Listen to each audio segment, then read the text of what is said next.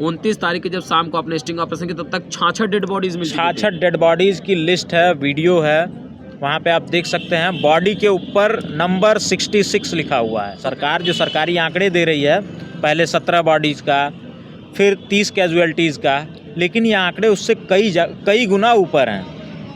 देखते रहेंगे अगर आप वहाँ पे। हमने तो कवर किया लगातार, उस चीज़ को देखा। जो एम्बुलेंसों की संख्या थी, अंदर जो शवों की संख्या थी, वो काफ़ी ज़्यादा थी। हमारे कैमरे ने 66 नंबर तक की बॉडी को रिकॉर्ड किया है वहाँ पे। जिस प्रकार से लेकिन शासन आंकड़े छुपा रहा है, आप इतनी बेबाकी से 66 कैजुअल्टीज़ का दावा कर रहे हैं कि आपके कैमरे में कैद हैं वो सब चीज़ें, और आपको डर नहीं लग रहा है कि आपके ऊपर मुकदमा लगा दिया जाए? फर्जी के मुकदमे लिखने में वैसे भी एक्सपर्ट है ये सरकार। कैसा डर? परिजनों से ज़्यादा इस समय डरा हुआ, सहमा हुआ कोई है?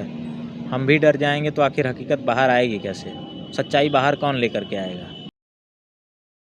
प्यारे दोस्तों नमस्कार, मैं रिपोर्टर राहुल आंधी आपके साथ हमारे साथ मौजूद हैं महाकुंभ की भगदड़ की मौतों का लेकर, जिन्होंने पोस्टमार्टम हाउस के अंदर से स्टिंग ऑपरेशन किया। वही व्यक्ति हमारे साथ मौजूद हैं, पत्रकार हैं ये भी, ओबीसी टाइम्स इनका चैनल है, इनका नाम है विवेक यादव। विवेक यादव ने जितने बुद्धिमानी और साहसपूर्ण ये कार्य किया है, इस प्रशासन और योगी सरकार का जो झूठ था, उस झूठ के सामने पूरी हिम्मत से जिन्होंने सच परोसा है, और इनके ट्वीट के बाद से प्रशासन की मजबूरी बन गई धीरे धीरे करके मौतों का जो आंकड़ा है सच के करीब पहुंचाने का। पहले तो उसने महज 17 ही मौत के आंकड़े दिखाए कि मात्र भगदड़ में 17 लोगों की मौत हुई। इसके बाद जब वीडियो लगातार वायरल होना शुरू हुआ है तो उसे 30 लोगों की पुष्टि में तब्दील कर दिया, और उन 30 लोगों को भी फ़ोटो वायरल करने में इनको बहुत ज़्यादा तकलीफ़ है। जबकि सच्चाई ये है कि लगातार जो परिजन है वो परेशान चल रहे हैं। सर, जब आप स्टिंग ऑपरेशन करने के लिए कैसे ख्याल आया कि आपके मर्चरी हाउस के अंदर आप चल के देखते हैं कि वहाँ कितने लोगों की मौत हुई है? देखिए, जब ये भगदड़ हुई, भगदड़ होने के बाद हमें सूचना मिली कि शवों को ले जा कर के मोतीलाल नेहरू मेडिकल कॉलेज के मर्चरी हाउस में रखा गया है। हमने वहाँ पहुँचे, मौके का मुआयना करने के लिए, देखने के लिए, कवर करने के लिए कि आखिर हो क्या रहा है यहाँ पे, कितनों की संख्या में लाशें हैं, तमाम चीज़ें। क्योंकि उस समय सबसे बड़ा सवाल यही था, और आज के समय का भी सबसे बड़ा सवाल यही है कि आखिर कैजुअल्टी कितनी हुई है। ये आंकड़े अब तक सार्वजनिक नहीं किए गए हैं। सरकार के जो आला अधिकारी हैं वो अभी भी कोई बयान देने से बच रहे हैं, आंकड़े जारी नहीं कर रहे हैं। हम जब वहाँ पहुँचते हैं, पहुँचने के बाद जब हमने कवर करना स्टार्ट किया, जब वहाँ एम्बुलेंसों की संख्या देखी, तो एम्बुलेंसों की संख्याओं का आप अंदाज़ा नहीं लगा सकते हैं। इतनी एम्बुलेंसें वहाँ पे खड़ी थी, और हर एम्बुलेंस के अंदर 2 से 3 बॉडियाँ पड़ी हुई थी। मतलब डेड बॉडियाँ ही थी? बिल्कुल, डेड बॉडियाँ थी हर एम्बुलेंस के अंदर। और उसके बाद जो परिजनों की चीख थी, पुकार थी, चित्कार था, वो हमसे सहन नहीं हुआ। जब हमने देखा वहाँ पे लोग ढूंढते हुए आ रहे हैं अपने परिजनों को, वहाँ पे आकर के गुहार लगा रहे हैं कि भाई क्या हो गया, आखिर अंदर कौन है, मैं परिजन को जा कर के अपने देख लूँ, शायद यहाँ तो नहीं है। जिन लोगों ने आस छोड़ दी थी कि हाँ हम बिछड़े हैं, हो सकता है मेरे परिजन जिंदा होंगे, जब आस आदमी छोड़ देता है तब मर्चरी की तरफ रुख करता है। और वो मर्चरी जो लगभग 7 से 8 किलोमीटर की दूरी पे है मेला क्षेत्र से, वहाँ से आदमियों के आने की कोई व्यवस्था नहीं, पैदल वहाँ से आता है निराश, हताश, परेशान आदमी, अस्पताल दर बदर भटकता है। उसके बाद मर्चरी हाउस में पहुँचता है। वहाँ पहुँचने के बाद जो उसका दुख है, वो दुख आप वीडियोज़ में देखेंगे, जो कवरेज है उसमें देखेंगे। देखा कि तमाम सारे लोग बुरी तरीके से रो रहे हैं, ढूंढ रहे हैं अपने लोगों को। कोई बेटा को ढूंढ रहा है, कोई बेटी को ढूंढ रहा है, कोई पापा को ढूंढ रहा है, कोई पति को ढूंढ रहा है। इस प्रकार के दर्जनों वीडियो बाद में वायरल हुए। बिल्कुल, देखिए, जब वहाँ पे पहुँचते हैं, हम देखते हैं वहाँ रोते बिलखते हुए परिवारों को। कोई माँ को ढूंढ रहा है, कोई बाप को ढूंढ रहा है, कोई बच्चे को ढूंढ रहा है, कोई किसी को ढूंढ रहा है। जब ये चीज़ हम देखते हैं, हमसे सहन नहीं हो पाता है। जब परिजन हैं हमारी तरफ बड़ी उम्मीद से देखते हैं, गुहार लगाते हैं, कहते हैं, तो हम एक योजना बनाते हैं वहाँ बैठ कर के। योजना बनती है, एक परिजन से हम लोग बातचीत करते हैं, कहते हैं कि आप हमें अपना रिश्तेदार बना करके अंदर लेके जाइए। जब हम दरवाजे पे पहुँचते हैं, दरवाजे पे कांस्टेबल होता है, कांस्टेबल रोकता है। कांस्टेबल कहता है तुम तो पत्रकार हो, क्या करने अंदर जाओगे। इसके लिए जो परिजन था, जो आदमी था, उसके हिम्मत की मिसाल देनी होगी।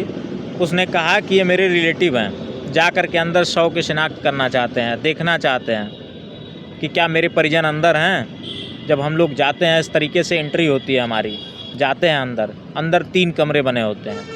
तीनों कमरों का वो हाल होता है, घुसने के बाद मतलब शॉक हो जाते हैं, देख कर के सन्न रह जाते हैं। कुछ समय के लिए जो मेंटल कंडीशन है वो अनस्टेबल हो जाती है, कुछ समझ में ही नहीं आता है कि करना क्या है अब, लेकिन फिर भी उसमें कवरेज होती है, देखते हैं हम लोग जब जाते हैं अंदर जाके देखा तो कितनी लाशों का आपने आइडिया लगाया वहाँ?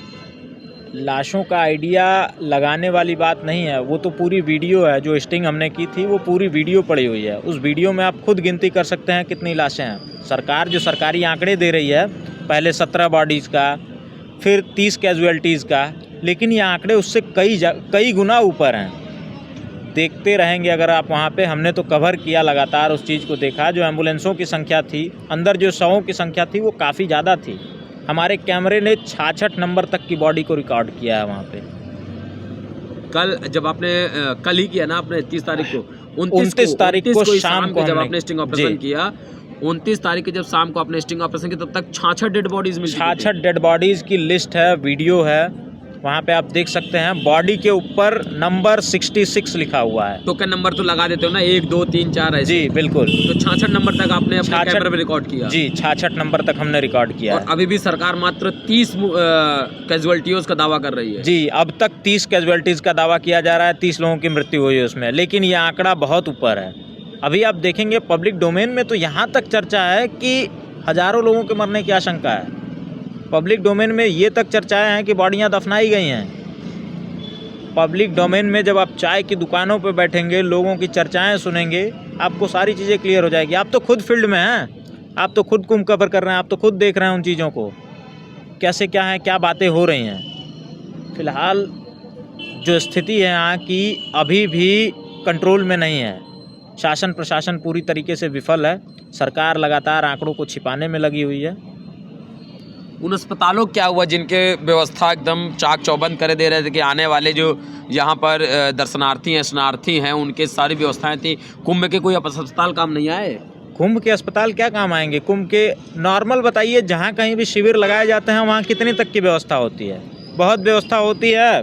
डिस्प्रिन रख दिया जाता है, पैरासीटामॉल रख दिया जाता है, यही सारी दवाएं रखी जाती हैं, फर्स्ट एड की किट रख दी जाती है, वही व्यवस्था है। और क्या व्यवस्था होती है वहाँ पे? क्या डॉक्टर्स हैं, सर्जन्स हैं? कौन है? कोई नहीं है। अगर वहाँ व्यवस्था होती तो फिर मोतीलाल नेहरू जैसे मेडिकल कॉलेज में ले जाने की ज़रूरत क्या होती? स्वरूप रानी में ले जाने की ज़रूरत क्या होती? सवाल सबसे बड़ा ये खड़ा होता है कि आखिर जब व्यवस्थाएं थी तो घायलों को उन अस्पतालों में क्यों भेजा गया? सबसे बड़ा सवाल है। और मैं तो चाहूँगा कि आप लोग हकीकत दिखाएं, आप लोग सच दिखाएं, क्योंकि जब हम वहाँ पे गए मेन स्ट्रीम के लोग मौजूद थे। मेन स्ट्रीम के लोगों ने दिखाना तक मुनासिब नहीं समझा, वहाँ के बैठे ही थे।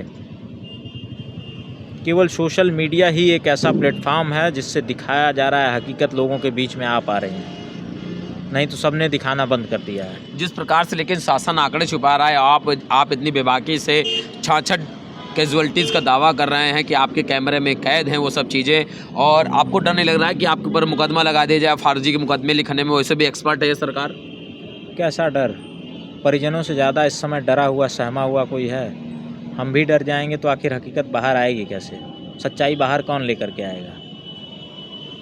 डर तो सबको लगता है, डर तो हमें भी लगा था, लेकिन कहीं ना कहीं एक जिम्मेदारी हमारे ऊपर थी। देश का जो चौथा स्तंभ होने की जिम्मेदारी होती है वो जिम्मेदारी थी। लोग आस उम्मीद लगाए बैठे थे कुछ आंकड़े निकल करके आएंगे। अगर वो जिम्मेदारी भी हम ना निभाएं तो कौन निभाएगा? अभी तक क्या लग रहा है कि वर्तमान समय में, आज हम लोग 31 तारीख की देर शाम बात कर रहे हैं, अभी तक क्या लगता है स्थितियाँ काबू हैं? अभी भी स्थिति काबू में नहीं है, कंट्रोल में नहीं है। अभी भी लगातार जो सिलसिला है वो जारी है। वो तो एक तरफ योगी सरकार तो कह रहे हैं कि अफवाहों पर ध्यान न दें, वैसा कुछ दिक्कत नहीं है, सब कुछ सामान्य है। आप खुद जाइए वहाँ से, लाइव कवरेज करिए, दूध का दूध और पानी का पानी हो जाएगा। अभी भी जो सिलसिला है बॉडियों के आने का, जाने का, वो अनवरत जारी है। आज के ही एक रिपोर्टर की वीडियो आपने देखी होगी, आज ही है, बाहर मर्चरी हाउस के बाहर जा करके उन्होंने कवर करने की कोशिश की, हटा दिया गया। हटाने दिए बल्कि धक्के मार के उसको निकाल दिया। TV9 भारतवर्ष का रिपोर्टर था। तो सोचिए आप, जब सारी चीज़ें क्लियर हो गई हैं, ऐसी कोई बात नहीं है, तो आखिर वहाँ रिपोर्टिंग करने से क्यों रोका जा रहा है? हकीकत दिखाने से क्यों रोका जा रहा है? सवाल जनता को करना चाहिए। हकीकत आप परोसिए, हकीकत दिखाइए। बिल्कुल ठीक बात है विवेक जी। देखिए प्यारे दोस्तों, मैं आपको एक चीज़ बता दूं, यही इस देश की जो सरकार है, यही इस देश की जो उत्तर प्रदेश सरकार है, जो लगातार दावे कर रही थी कि 40 करोड़ स्नार्थियों के लिए हमने पूरी व्यवस्था कर ली है, 50 करोड़ स्नार्थियों के लिए पूरी व्यवस्था कर दी है, आप भी आइए, आप भी आइए, आप भी आइए, सबको बुलाया और करोड़ों रुपए अखबारों में, TV चैनलों में विज्ञापन के नाम पे इस बात पे खर्चा कर दिया कि आप दिखाइए कि दिव्य कुंभ, भव्य कुंभ और डिजिटल कुंभ है। और जब डिजिटल कुंभ ने ग्राउंड से चीज़ें निकालना शुरू किया तो फिर उन्हीं रिपोर्टरों को धक्के मार के वहाँ से निकालना शुरू कर दिया। एक तरह जब कोई आयोजन हो, जब इनकी कुछ बातचीत हो तो प्रेस कॉन्फ्रेंस करेंगे, सारे पत्रकारों को बुलाएंगे, इसके बाद ये दिखाएंगे कि आप दिखाइए कि हमने कितनी बढ़िया व्यवस्था की है। और जब ग्राउंड में जाए, इनकी असली चेहरा जब दिखाने का प्रयास करें तो आप धक्के मार के बाहर निकल जाएंगे। हो सकता है आपको और मुकदमे भी लिखवा दिए जाए। मुकदमे से भी बात नहीं बनी तो तमाम सारे इनके पास हथकंडे हैं जिससे आपको किसी भी प्रकार से तोड़े जाने की पूरी इंतज़ाम किए जाएंगे। हालांकि जितने भी साथी हैं, सोचने वाली बात, समझने वाली बात यह भी है कि जब तक फ्रीलांस रिपोर्टर हैं तब तक आप ग्राउंड की बहुत सी सच्चाई जो तमाम सारे लोग छुपाना चाहते हैं, वह विवेक जैसे लोग आपको दिखाते रहेंगे। हमारे जितने भी दर्शक हैं, आपको विवेक जैसे जितने भी लोग हैं, वह सारे लोग आपको ग्राउंड की सच्चाई दिखाते रहेंगे। वीडियो जर्नलिस्ट अनुज के साथ मैं राहुल, न्यूज़ सर्किल। धन्यवाद।